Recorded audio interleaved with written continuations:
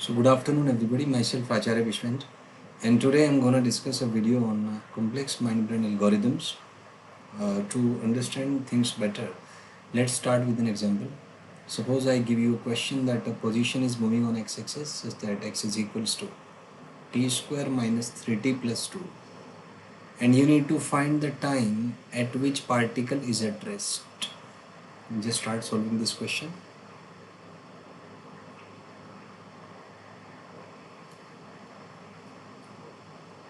I hope you must have calculated that t is equals to 3 by 2 seconds. Let's discuss how you solved it.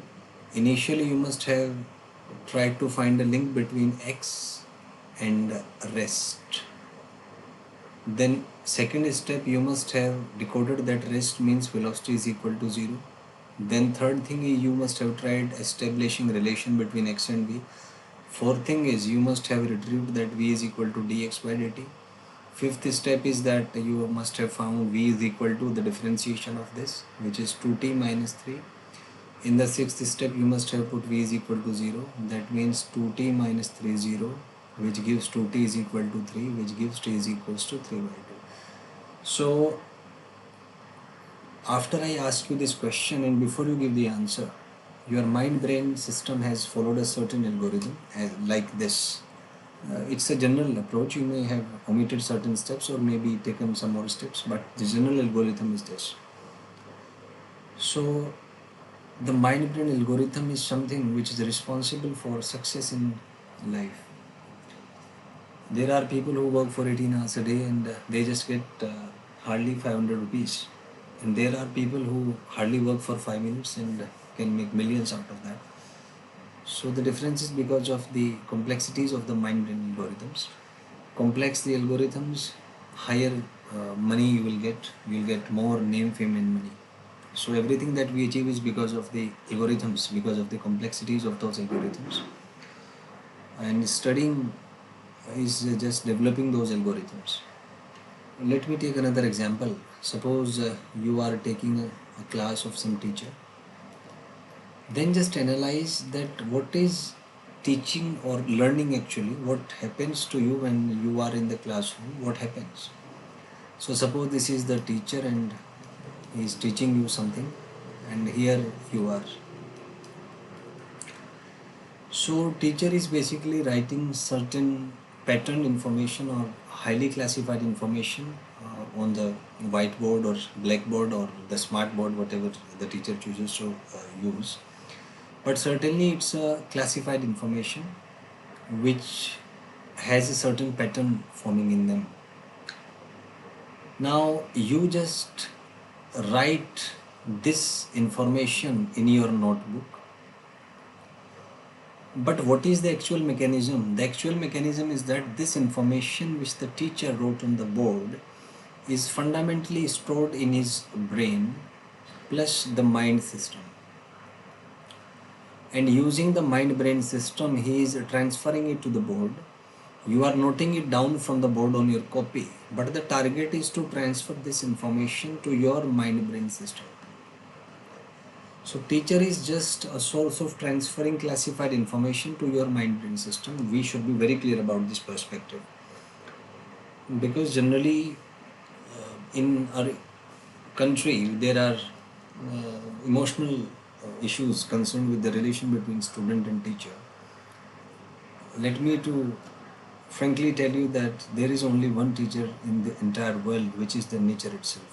Nature is the real teacher. Rest of all learn from the nature, and by learning they develop certain patterns, certain things. But it's not that only they know those things.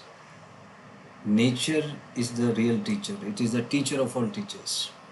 And if you want to be the best, just learn from the nature. You don't need to follow anybody. Just observe the nature. Just experiments. Just learn. Just bear the brunt of pain during that learning. And then you will be having a doubtless knowledge. You must be wondering that right from the moment we are out of the womb and till we go to the tomb, we learn things. We are being fed with information which generally comes from either belief systems or either knowing systems. And there is always a contradiction between the two systems. Belief system says something else, and the knowing system, the fundamental curiosity inside you to know things, says you something, and often they are contradictory and mutually exclusive. So you are a bit confused whom to believe. Should you believe the belief system, or should you follow your curiosity to learn things yourself rather than believing anybody? Most of the people, they just believe something because they are afraid of facing the truth. They are afraid of facing the consequences. But internally they are always confused, filled with anxiety, depression, negative things. Because there is something inside them which knows that they just believe something which they don't have proof for. There is a doubt factor in that. That's why their personality is very splitting type. They are always lost in thoughts, always very orthodox and conservative, always try to protect their belief systems. But the death is sure and certain. There can be anything illusionary in this world, but one thing is certain, that is death. And death is another change of the body. It's being said that uh, death is another life. There exists life beyond death. So we all are trapped in a 7-stage cycle, moving from the first level to the 7th level. The first level corresponds to the physical body, second emotional, third intellectual, fourth creative, fifth soul, sixth God, and seventh body corresponds to the Parbrahma, which corresponds to the Nirvana and is characterized by the activation of the Sahasrara Chakra, which is the ultimate purpose of life. So until and unless your consciousness has access to the Sahasrara Chakra or the 7th body gets developed, you are not liberated from the cycle of life and death. So that simply explains the algorithms, the cause of the algorithms.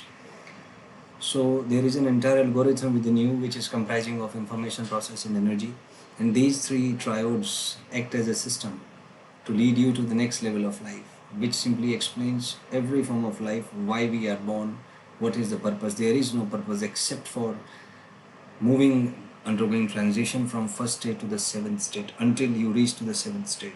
It's like a video game is being played. Life is just like a matrix. Video game is being played and you have to cross 7 levels. And if you want to know beyond life and death, you will know when you will cross the 7th level. And for that you need to do karmas. There are laws of karmas. There are 3 types of energies within you: positive, negative and neutral. Negative energy will trap you in thoughts, illusions, fear, afraid, anxiety, depression. These all are the impact of negative energy on you. Positive energy will lead you to the higher steps, and neutral energy will make you to think out of the box. And generally negative energy dominates for a particular person. You must can see that within yourself. Most of the thoughts that you have are negative. They are filled with fear, anxiety, depression, problems, illusions. Very few thoughts are positive. They leads you to some constructive purpose in life. And very rare things are that you are able to observe this entire process, which is called the Sakshi Bhava. So these are the realities of life. You can think that within yourself. So that is the algorithms of the mind-brain system are instantiated by information, process and energy. So let me to put things into proper perspectives. So here is the thing that suppose this is our body. Inside the body there exists brain and the mind, and brain mind communicates via brain waves, and these entire 3 things communicates in terms of information, process and energy. And these triodes makes up something called as the mind-brain algorithms. And these mind-brain algorithms are simply to lead you from step 1 to step 7 of life. You can observe that within yourself. There is something inside you which is always aspiring to take you to some higher positions. And there is something within you which tries to stop you. And there is something which is observing things, or which is observing everything. As simple as that. So in today's world, competition are at its peak. Everybody is capable to use the lower-minded people and move ahead in life. So this is, you have to develop your mind and algorithms, make them strong and complex if you want to succeed in life. So I'll discuss in the next videos. Thank you.